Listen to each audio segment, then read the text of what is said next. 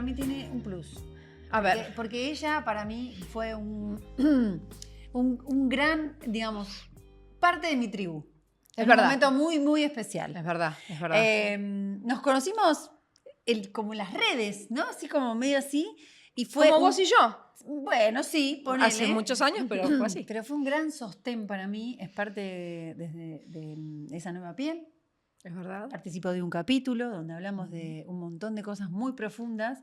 Pero digo, fue un sostén muy importante porque de verdad, a la distancia, porque en pleno encierro, plena pandemia, nosotras Qué bárbaro, sí. hablábamos, intercambiábamos y me ayudó muchísimo. Así que esté hoy con nosotras en este episodio para hablar de todo lo que tenemos para hablar es muy importante, pero vos, más que nadie, la vas a presentar porque sos la one. A mí me encanta que esté, porque siento que tenemos muchas preguntas Sí. cuando pimponeamos y empezamos a hacer esta tormenta de ideas de qué contarle a las que están del otro lado, ¿no?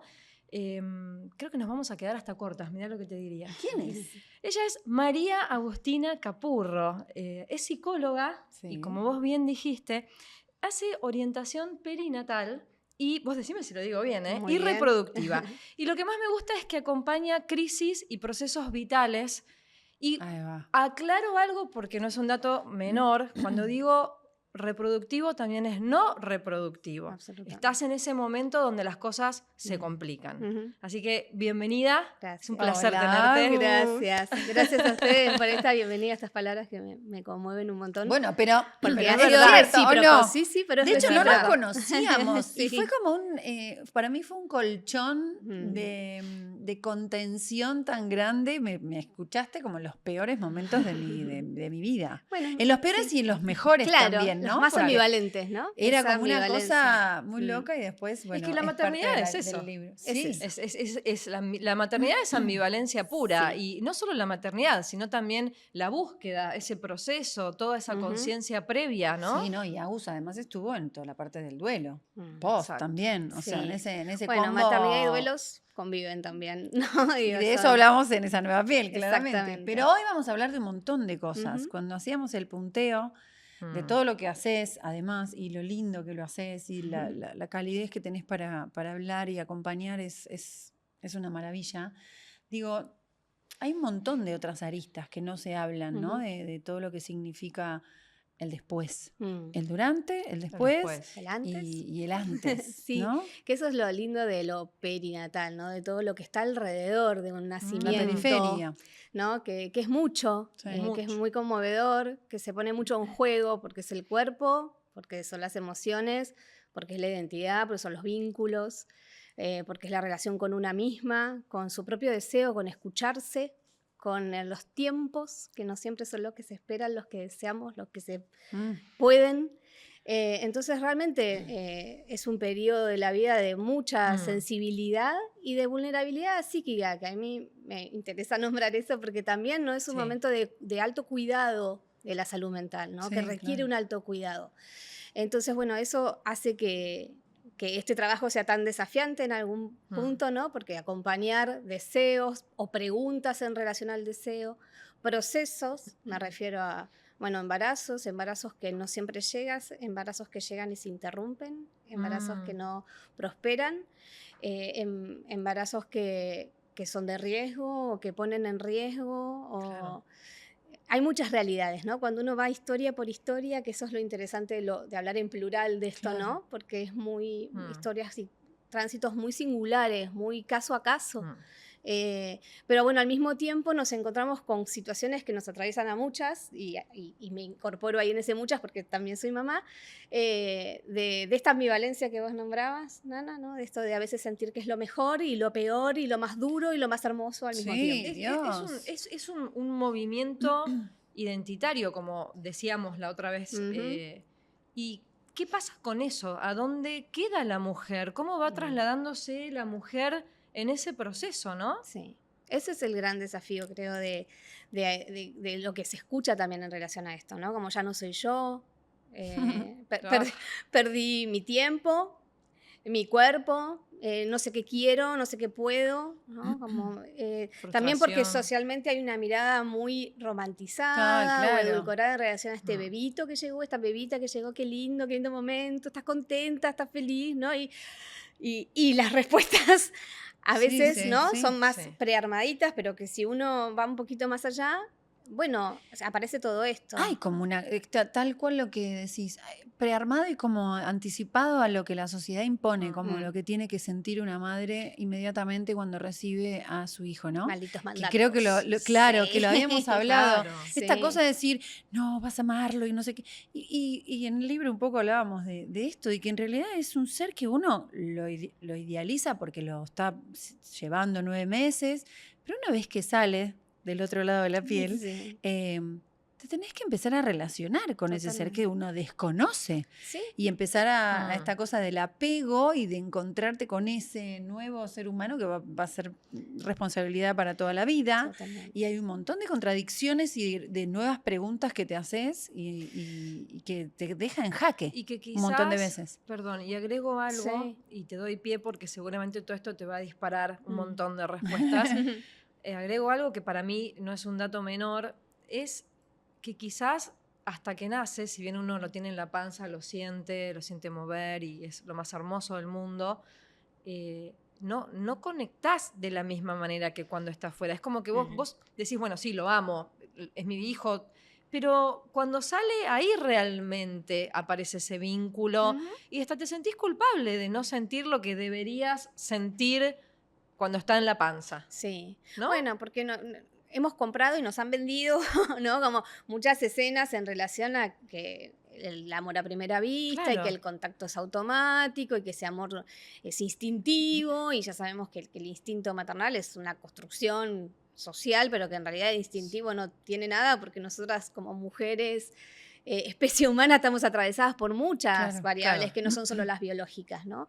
Entonces, el vínculo es una construcción como cualquier otro vínculo, por supuesto, que está mediado por el deseo, también mediado por cuestiones del orden de lo fisiológico, ¿no? También en relación a más en contacto estamos con este bebito, más fácil va a ser esa construcción, ¿no? Y esa escena vincular, donde lo que necesitamos es que además esa mujer que recibe ese nuevo bebé, esa nueva bebé, no esté sola, ¿no? Esté también sostenida y acompañada y mirada. Que también hay una demanda, porque la construcción del vínculo y todo eso es hermoso, es pink, pero a la vez esa demanda también te agota. Claro. Y por momentos decís, no, bueno, es abrumadora. No puedo más. Un poco creo que lo que a donde apunta Agus es que también un poco se olvidan de la madre cuando nace el bebé, ¿no? Sí. Y ahí aparece toda esta nueva etapa del puerperio y de todo lo que puede suceder con la psiquis de una mujer cuando queda como en ese estado de abandono, digo yo, pero no es tanto, pero más o menos nacida recién también, nacida. ¿no? Quizás de mirada, ¿no? Sí. O de mirada ya diferente, porque cuando Recién estás nacida me encanta, porque es que volvés a nacer. recién nacida. Tal cual. Lindo se terminó. Sí, porque es algo de esto, ¿no? Como también necesita ese mismo cuidado, ese mismo sostén que necesita un bebé, ¿no? En estos términos, digo, de ser mirada, porque a veces una misma no se mira, ¿no? Porque todo está puesto al servicio. Claro. Entonces, bueno, justamente hacer lugar también para estar atentos a algunas señales, ¿no? Cuando hablamos de esto de la vulnerabilidad que representa estar sola todo el día en una demanda constante que tiene un bebito, estamos hablando de los primeros tiempos, ¿no? Sí, Además claro. que sabemos de qué se trata eso, que hay un sueño que se está ordenando, regulando, 7 pañales, 8, 9 por día, ¿no? Teta sí, teta no, se prende, no se prende, engorda, no engorda, y estamos hablando de situaciones donde hay un bebé sano, ¿no? Si además sumamos algún otro desafío, ¿no? Un bebé prematuro o alguna condición, todo esto se amplifica, ¿no? Claro, entonces, obviamente, hablando en un contexto de que todo va como esperábamos, también es muy desafiante. Y entonces, además de que se transitó un embarazo, ¿no? O sea, hormonas que estaban puestas al servicio de que ese embarazo continúe, prospere y llegue a término, con el nacimiento y la salida de la placenta, las hormonas caen abruptamente. Estamos con las hormonas. Sí, bueno, las hormonas son parte de nuestros ciclos vitales y en la maternidad tienen una enorme presencia. Claro. ¿No? Entonces, esta tristeza posparto o esta sensación de no poder, de sentirse muy abrumada, de estar este llanto inmotivado, que a veces no sabes por qué estás llorando, porque no te sentís mal, pero tampoco te sentís bien. Me acuerdo y ya como que... No, viste que empieza a aparecer... Es del orden de lo somático, ¿no? Es cuerpo, es experiencia 100% soma. Entonces también es interesante esto de quién está mirando ahí, quién está acompañando, quién está abrazando, quién te llenó la heladera, quién te trajo, comida, además de la batita, 2 tartas para el freezer, claro, ¿no? ¿Quién te hizo un té con leche? ¿Quién te dijo qué querés que necesitas para hoy a la noche? Este es el sostén del que hablamos cuando hablamos de sostén, ¿no? De que la mamá se puede ocupar de su bebé y ella misma, ¿no? De poderse sacar el camisón un ratito y darse una duchita y seguir. Claro. Y no solamente de la visita para es terrible. conocer al bebé. Es terrible. No, y empezar a manejar, porque ahí parece todo lo que uno ha tratado en terapia de olvidarse de la culpa, empieza a aparecer la culpa otra vez, como en primer plano, como si todo pasara por culpa de la madre. Come, ay, es culpa mía, porque yo no sé qué, no se prende la teta, porque es culpa mía, porque la teta, porque no le puedo hacer. Claro. Todo empieza a ser discursos como muy lineales también, ¿no? Como todo muy lineal. Si hago A va a pasar B, si hago B va a pasar C. No. Y yo te pregunto, Agus, ¿existe un cerebro de madre? Ay, me encanta esa pregunta. Sí, bueno, esto es súper interesante, ¿no? Porque hay muchas transformaciones, estamos hablando de todas las transformaciones, todos los movimientos, y también hay movimientos en el cerebro de una mujer que atraviesa una gestación, un parto y la crianza de un bebé. Sí. Hay estudios recientes que son súper interesantes porque nos dan realmente evidencia que hay cambios morfológicos en el cerebro de una mujer puestos al servicio de la crianza y del cuidado de ese bebé. Es decir, fundamentalmente cambios neuroendocrinos y de la composición de nuestro cerebro, que además con efectos duraderos, ¿no? Duraderos para toda la vida. Para toda la vida. Al principio los estudios lo que hablan son de los primeros 6 años, ¿no? Que son esos primeros 6 años que son de maternidad más intensiva, que uno está ahí salvaguardando, ¿no? Vida. Claro. Primera infancia. Y sí, son cambios que tienen que ver con otra vez nuestras hormonas, ¿no? Baja de testosterona, sube la oxitocina, ¿no? La hormona del cuidado, del amor, del lazo. Claro. Y baja la testosterona, que es la hormona de la acción, de la productividad, de la agresividad. Lo interesante es que esto no nos sucede solamente a nosotras. Le sucede a cualquier persona que esté involucrada en el cuidado de un bebé. Ahí yo quería ir. A los varones tenía también. O sea, al padre o la pareja que esté cuidando cuidador, también. A la cuidadora. Y el que tiene la fortuna digamos, de convertirse en madre-padre, no biológicamente, también, lo mismo. También. Exacto. Son esto cuidadores. ¿no? Es una locura también. Estudios, es una genialidad. Digo, esto es lo interesante, ¿no? De que la naturaleza y la biología conspira a favor del vínculo, del afecto, del cuidado. Claro. Lo que necesitamos es un sistema que acompañe, ¿no? Que nos dé tiempo para poder estar ahí. Porque justamente de lo que hablamos es esto, de los papás implicados tempranamente, no el del papá peloteando en la placita a los 6 años, no, de este papá que está cuerpo a cuerpo con el bebé, que cambia pañal, que lo baña, que lo huele como lo olemos, ¿no? Digo, ese contacto primario que hace, ¿no? Hay una neurocientífica israelí, Ruth Feldman, que hizo un estudio muy interesante en varones, sobre todo por esto de la baja de la testosterona, que es muy interesante, ¿no? Cuando hay implicación en el cuidado físico de un bebé. ¿Le baja la testosterona? Sí, baja y sube la oxitocina, ¿no? Y en las mujeres también. Digo, pero esto de creer que las mujeres sabemos cuidar, ¿no? De que nosotras tenemos un saber ancestral, y digo, y en realidad es ejercicio del rol, es estar ahí. Eso es medio una creencia también, ¿no? Sí. Es como una imposición donde antes las mujeres se dedicaban solo a cuidar y el hombre salía a cazar, digamos. Y creo que hay algo del origen de la culpa ahí también, ¿no? Que se supone que si nosotras tenemos que saber cómo no me está saliendo lo que esperaba. Y en realidad estoy aprendiendo y el equívoco y la falla forma parte del camino. Y tiene eso que ver algo, por ejemplo, la pulsión de madre. ¿También está la pulsión de padre? Sí. ¿Cómo es?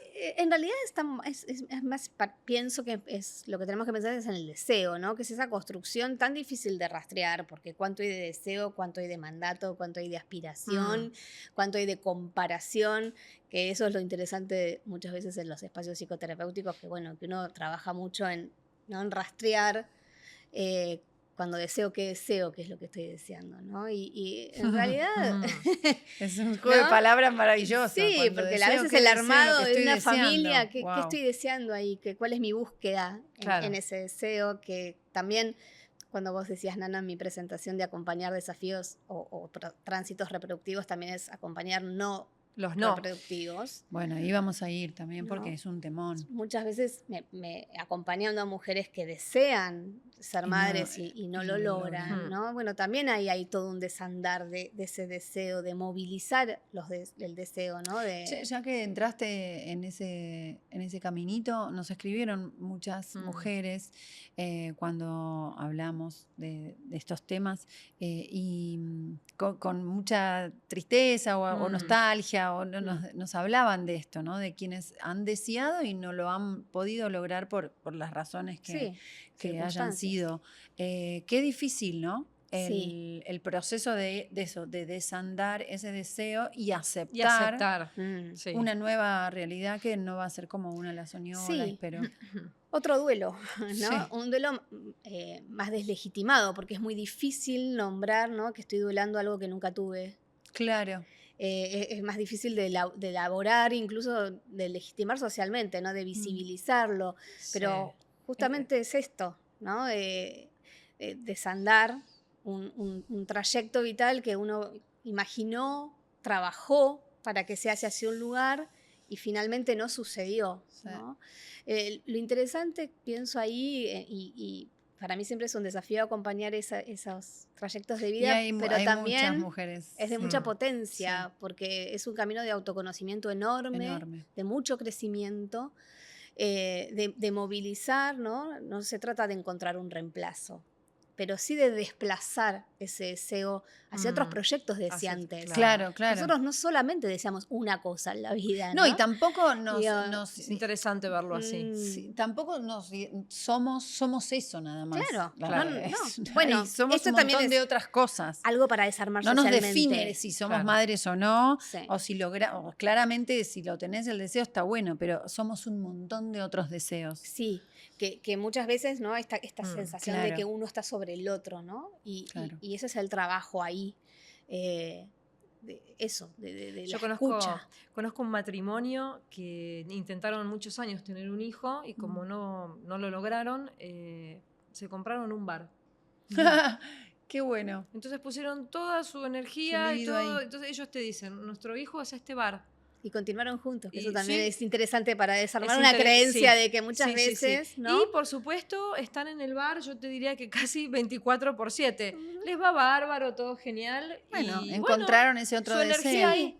Por eso digo que a veces son, insisto, no es que es un reemplazo, porque hay que duelar aquello, ¿no? Integrar a la vida que aquello que uno deseó no se concretó. A veces se materna de otra forma, a veces no necesariamente, pero da espacio a el inicio. Muchas mujeres hacen reconversión de carrera, estudian otra carrera, muchas cuestiones en relación a su identidad. Como pero lo traigo porque de verdad nos han escrito un montón y muchos de los mensajes tenían que ver con esto, porque pasa más de lo normal, pasa más de lo que uno está habituado a escuchar o a ver, que la no realización o el no poder cumplir con ese deseo, porque también se posterga un poco más la maternidad y cuanto más grande uno se pone, más difícil es, y no todas tienen la posibilidad de acceder a un tratamiento o no pudieron criopreservar los óvulos, entonces, bueno... Hay mucha cosa que también socialmente se ha modificado y eso hace que sea... Viste, yo por ejemplo cuando cuento que yo a los 37 dije congelo, ya fue, lo que sea. Pero muchas que me dicen, ay, yo estoy buscando, tengo 40 y no congelé. Hay que intentarlo igual, pero digo... Es mucho más complicado cuando la edad es más avanzada. Es bien de nuestra época esto, ¿no? Esto que estamos hablando, como, maternidades. Por eso cuando hablamos de mujeres que no lograron su deseo de ser mamás por varias circunstancias. A veces las circunstancias no son solo cuestiones de fertilidad, a veces son cuestiones de circunstancias de tiempo, socioeconómicas, o que no de pareja, con quién, y deseaban que su maternidad sea en pareja. Claro. ¿No? Entonces...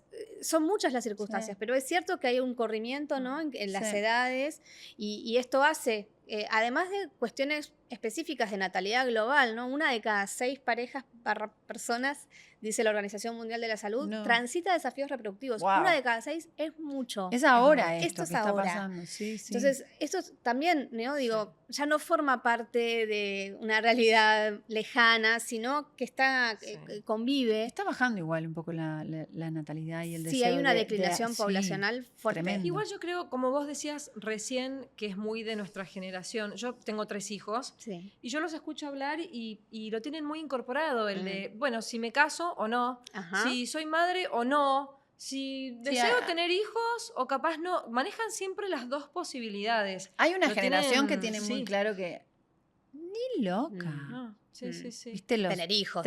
Sí. Claro. Sí, de los 20 y tanto a los 30 y tanto. Están como en una que yo tengo sobrinas por parte de mis primos como más grandes, pero no, tía, no, ni loca, pero, no. Bueno, creo que esto tiene que ver con ese movimiento que nombrábamos hace un ratito en relación a que hubo mucho tiempo donde los mandatos eran muy fuertes, ¿no? Ser mujer era ser mamá, como no ibas a tener hijos, el ideal y el imaginario era familia, hijos, marido, casita, ¿no? Como el autito, y eso se movió fuerte y hay espacio para otros deseos. A mí me encanta que sea así. Pero configuraciones familiares diferentes, diversas, abiertas. Sí, totalmente. Y también es cierto que de esta forma, seguramente esas generaciones más jovencitas que piensan así, tal vez no sufran tanto en el caso de si tienen el deseo que no se llegara a cumplir, tal vez lo resuelvan o lo puedan acomodar, no sé, estoy pensando en voz alta, pero puede ser. Sí, probablemente al tener una claridad un poco más. Haya otros sufrimientos, ¿no? Seguramente, si no nos vamos a quedar sin parte de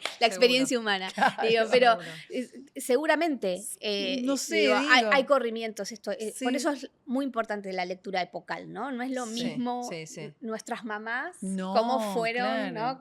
Ni hablar los abuelos. Nuestras abuelas, me refiero a cuál era la creencia de ser madre, que era ser una buena madre también, ¿no? Claro. Digo que también el mito de la buena madre, nosotras nos queda como el residuo de aquello, de la culpa, de lo estoy haciendo bien, no tengo que estar más, tengo que estar menos. ¿No? Eso es verdad. Y ahí, Agus, me das pie para meternos en un tema más doloroso o profundo, que es la famosa depresión posparto. Pero me leíste la mente. Sí, ¿no? Que ahora tienen como un término un poco más, ¿cómo es que le dicen ahora? Baby blue. Bueno, ahí tenemos maternity blues. Sí, ahí tenemos que diferenciar. ¿Qué pasa ahí? Sí, yo te agradezco, Nana, la pregunta porque me parece súper importante hablar de salud mental en el periodo perinatal. Es fundamental. ¿no? Que en general esto, porque es una imagen más romantizada, más idealizada, o está asociada que es el mejor momento de tu vida, entonces cuesta imaginar que los trastornos del ánimo también pueden convivir con este momento, ¿no? Claro.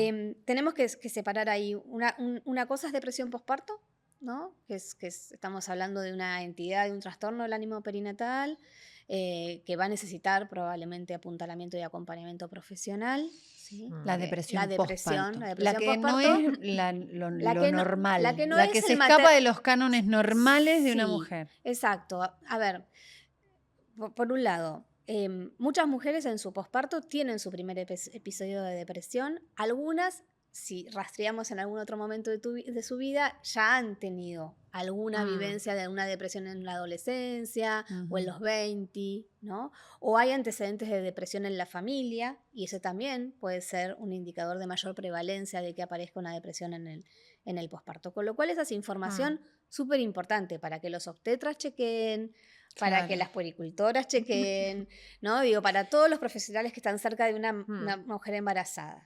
¿Puedo hacer un paréntesis? Porque así no se queda tan lejos. Sí. La característica de la depresión posparto, sí.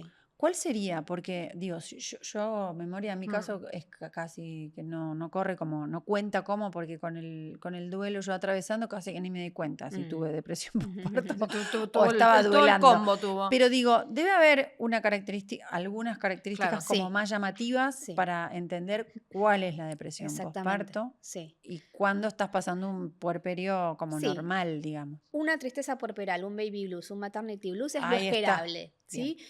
¿Qué lo diferencia? Las primeras 4 semanas 3/4 semanas, es esperable que una mujer llore, esté triste, le cueste dormirse o duerma mucho. Okay. ¿no? Esté más alterado su ritmo circadiano, esto que nombrábamos, ¿no? Se sienta que que no sabe lo que se metió, que no le va a salir bien, ¿no? Todas estas sensaciones esperables. ¿Por qué? Porque tienen correlato hormonal. Bajaron las hormonas, ¿sí? El cuerpo se está adaptando, además está adaptándose a recibir a su bebé. Sí, estás con el bebé todo que el llora movimiento, y que decís, ¿por qué llora? ¿Por qué llora? No entiendo, ¿qué le pasa? A entender el idioma le puse del mal bebé. el pañal, se lo ajusté de mucho. Todo adaptativo. Esperable, 4 semanas estamos bien, ¿sí? O sea, estamos en los plazos esperables.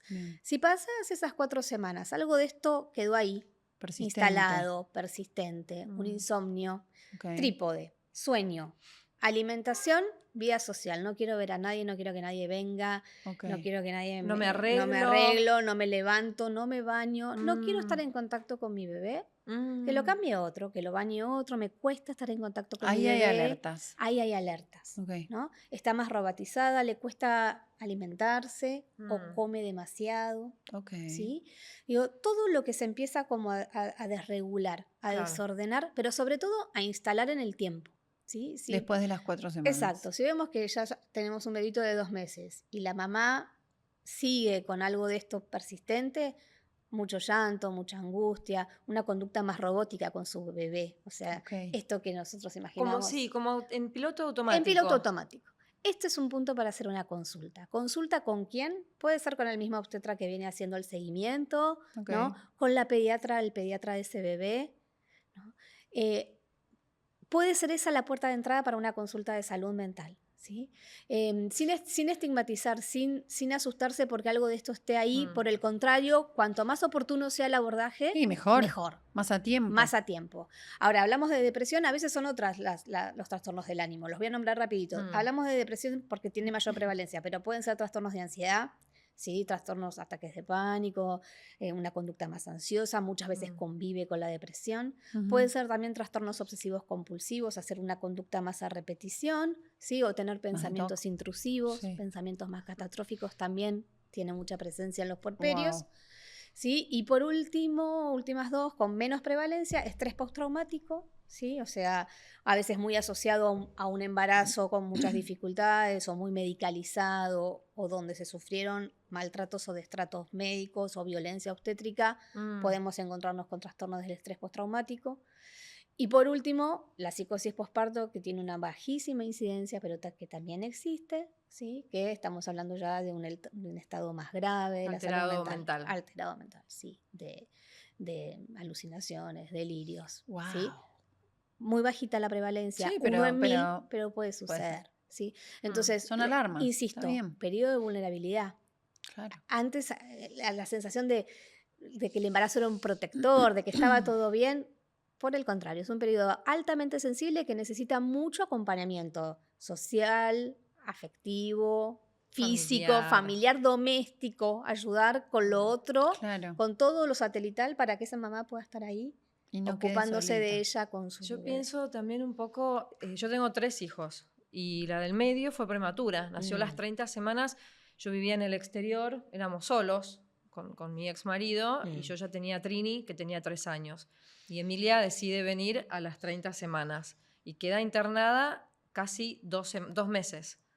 Wow. Entonces, viste, yo llegaba a casa, me acuerdo, y veía la cuna vacía y yo me ponía el despertador para seguir sacándome leche cada 3 horas, de día y de noche. Entonces me levantaba quizás a las 3 de la mañana a sacarme leche, la cuna vacía, llorando, sin la gorda. Y habían días que no podía ir a verla porque Trini estaba enferma.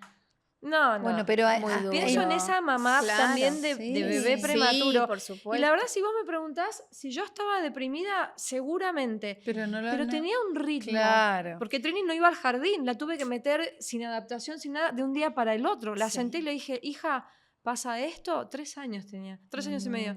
Pasa esto, tenemos que todos colaborar, tenés que empezar el jardín. Mamá te va a dejar 4 horas. Voy a ir a ver a Emi y voy a volver. Esto que no hay tiempo para deprimirse a veces. De hecho, muchas veces en las mamás prematuras, sus puerperios se llama como fuera de timing o con delay. Son después. Bueno, Claro. y muchas veces pasa esto también. Claro. Yo recibo muchas veces mamás con chiquitos de 3 años, 2 años.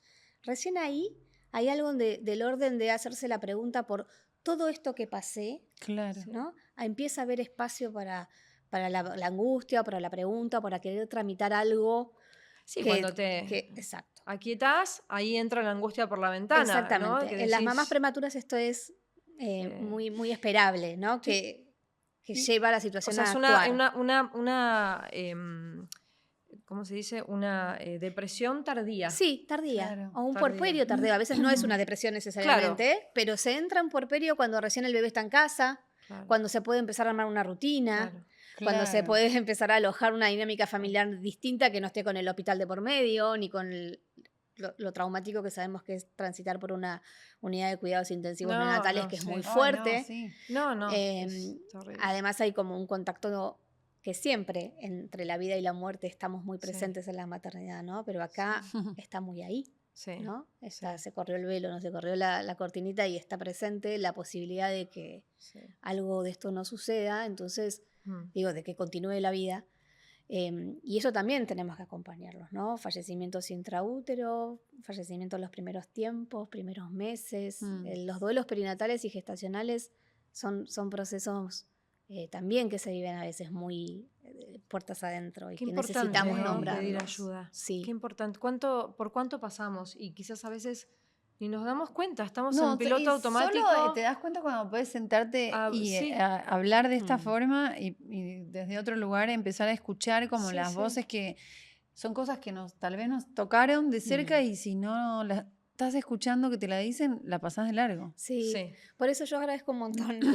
El espacio, porque justamente esto sensibiliza, ¿no? Sí, Sí, mientras sea, habla, hacer perdona, circular el de tema. esto me acordaba mi mamá que mamá perdió la segunda, ¿no? Tuvo mi hermana más grande, mi hermana de 7 meses nació y falleció.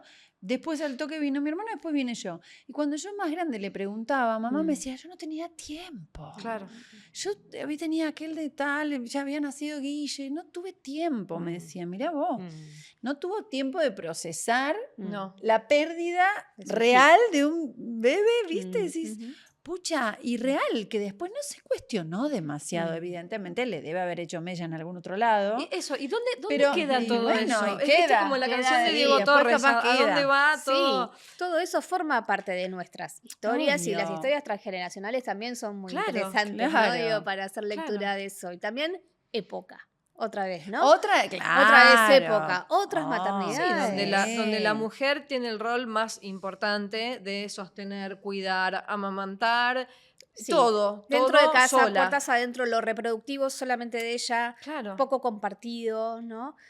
Bueno, por suerte, esta época nuestra cambió, sí. es paradójica, ¿no? Porque por un lado nombramos más, hablamos más, todo esto circula, bienvenido sea, ¿no? Le podemos poner nombre y apellido, conectamos emoción con palabra. Sí. Al mismo tiempo, criamos en grandes ciudades, salimos a trabajar, hay mayor empleabilidad de las mujeres mamás, entonces también hay menos tiempo, hay menos red.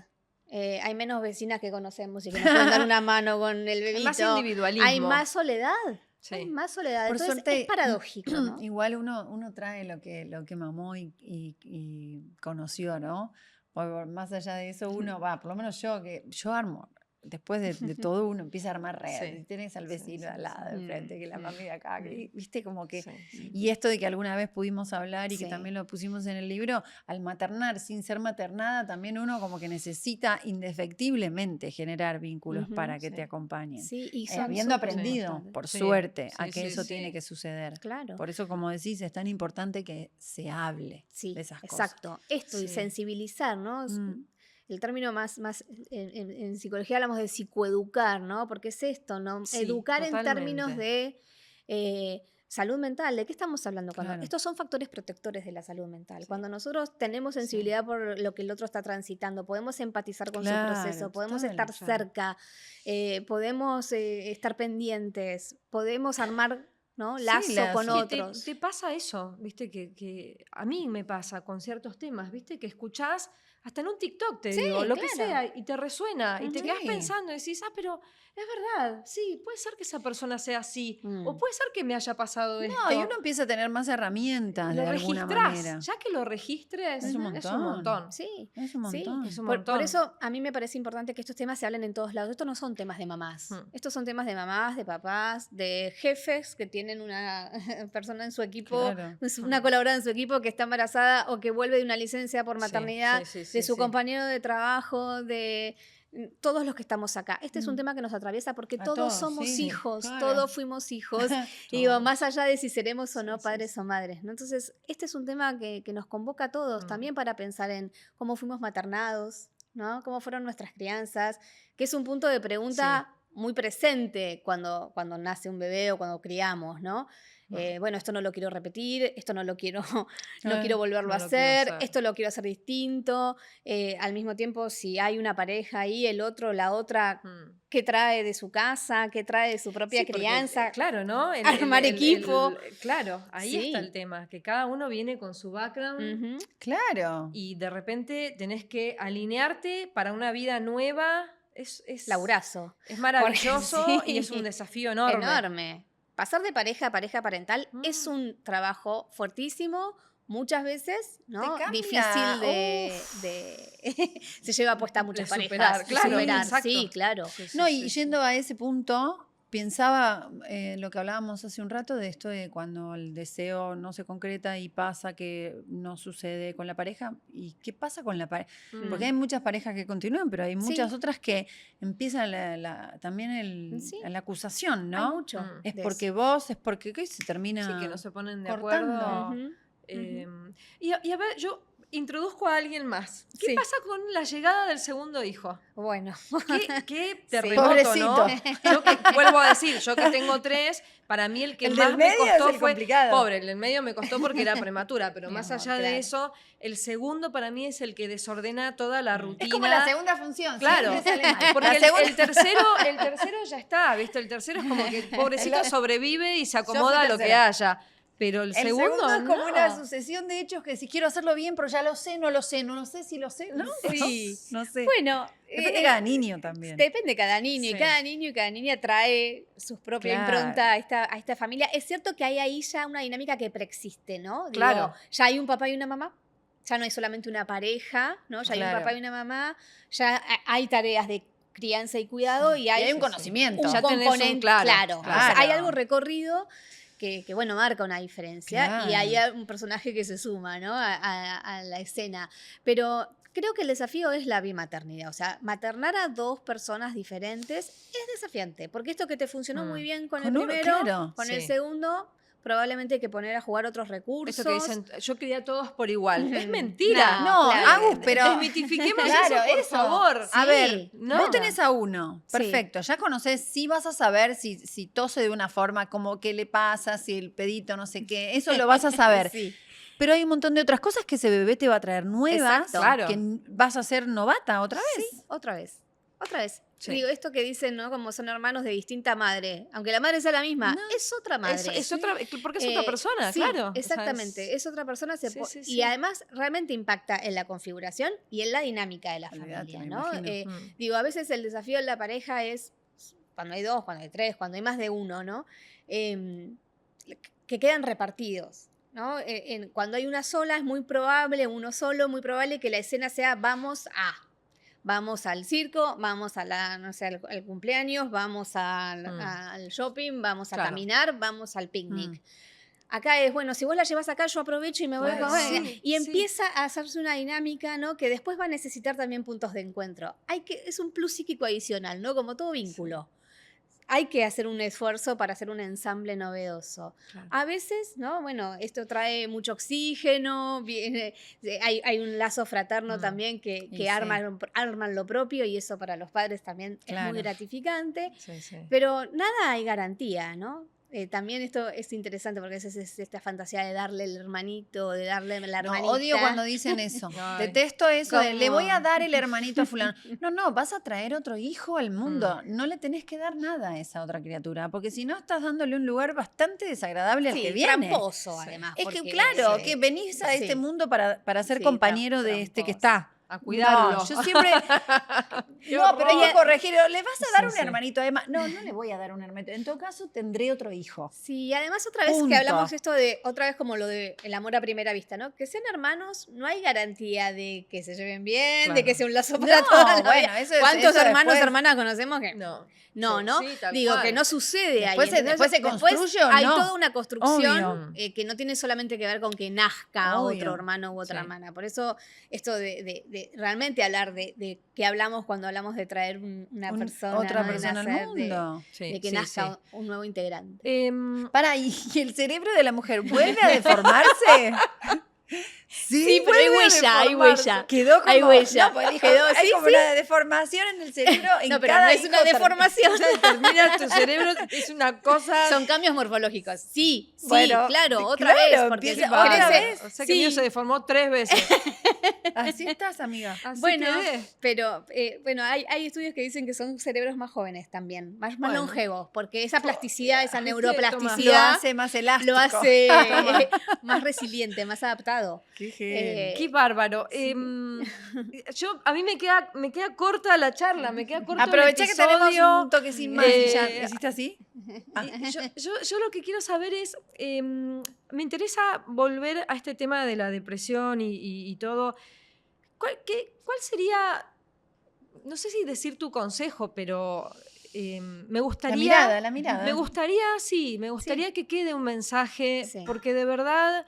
A mí me ha pasado, es diferente el ejemplo, pero me ha pasado cuando falleció mi mamá inesperadamente de COVID, que un día me di cuenta que estaba deprimida, que lo que yo tenía era depresión, no era tristeza, pero me costó darme cuenta. Entonces, estoy segura que hay mucha gente que está escuchando esto y que quizás está resonando con varias palabras o varias frases que estamos diciendo. Seguro. Entonces, quiero ir ahí, quiero ayudar de alguna manera a todas esas mamás o no mamás que están en ese proceso de búsqueda, de tristeza. Después. Ahí me parece importante otra vez, ¿no? Diferenciar tristeza de depresión, ¿no? La tristeza es una emoción que forma parte del abanico de colores, de emociones por los que todos transitamos y un duelo o un deseo que no se concreta o la transformación que a veces esto pasar de mujer a ser mujer y mamá es un cambio y un duelo y una transformación que muchas veces conlleva dolor. Los duelos duelen, los duelos no son sin dolor y entiendo que es importante que lo nombremos así, que cada duelo es único, que no tienen tiempo, que son tiempos subjetivos, que no son cronológicos, son lógicos, son la lógica de cada uno. Y que uno puede tener recaídas y que también. Uno es un rulo, ¿no? Y va y viene, y sube y baja, y se vuelve a enrular, y algo lo activa y lo vuelve a actualizar. Y probablemente, sí es cierto que con alejarse de aquella escena que originó el dolor, empieza a mainar. Empieza a ocupar otro lugar, ¿no? Porque también la vida empezó a crecer alrededor de ese dolor. Y hay más vidas, ¿no? Otros proyectos, gente que conocemos, otros trabajos, otros lugares. Entonces esto también hace que aquello vaya ocupando el lugar que tiene que ocupar. Desaparecer, no. Entonces lo que a mí me parece importante de aquellas personas que en este momento están sintiéndose muy solas, que no encuentran salida, que se sienten en un lugar muy oscuro, que tienen pensamientos que los asustan, que les dan miedo, que busquen a ese otro. Siempre hay otro, siempre hay otra dispuesta a acompañar, a escuchar, a dar la mano, a sostener, a upar, a abrazar. Siempre hay alguien, siempre hay alguien. Si nosotros pensamos en nuestros momentos más dolorosos, siempre hubo alguien. Y capaz que fue coyuntural, no lo volviste a ver, ¿no? Y no siempre es necesariamente un terapeuta. ¿Que estos procesos necesitan acompañamiento psicoterapéutico? Sí. Yo creo que sí. Digo, pero y creo que eso hace que se haga una elaboración, ¿no? De una emoción o de un proceso del estado anímico que necesita apuntalamiento profesional. Justamente para eso, para que no haya recaídas, para que algo de esto no se instale, para que no se tomen decisiones desde ahí, sino desde un lugar más elaborado. Pero integrar el dolor a nuestra vida forma parte de nuestra experiencia humana. No, mirar el dolor a los ojos sin que llegue, o sea, logrando que en un momento nos deje de lastimar. Sí, que no arrase, ¿no? Claro. Que el dolor no lo tome todo, que no inunde. Exacto. Pero hay que transitarlo para poder salir airioso después. Sí, ¿no? Sí. Como forma parte es parte de la vida. Es parte de la vida, sí. ¿Dónde te puede encontrar la gente? ¿Cuáles son tus redes? Sus redes. No, porque ella trabaja, tiene consultorio. Sus redes de contención. Y la verdad que... Sí, yo trabajo en mi consultorio. Yo te la recomiendo. No se trata de eso, pero me encuentran en Psi, de psicóloga, Agustina Capurro, que ese es mi Instagram. Que es un poco ecléctico, no se esperen nada maravilloso. Es ecléctico, es chiquito, pero es un espacio que yo busco que sea cuidado y cuidadoso, las dos cosas. Eso me parece importante. Me encanta. ¿Cómo? Porque a eso te dedicas. Sí. ¿Sabes qué me gusta? De acompañar. Me encanta ponerle cara a un episodio más de tu libro. ¿Viste? Me encanta. Va conociendo cada participante, cada acompañante que tuve. Sí. Así que bueno, y todos quedamos ahí detrás. Nos quedamos con un capítulo viviente. Con Agus, que fue mi colchoncito. Linda. Un colchoncito. Gracias por venir. No, fue un placer. Yo les agradezco un montón. Gracias, Agus. Gracias por venir. Placer. Nos vemos la próxima. Chau. Desde otro lugar.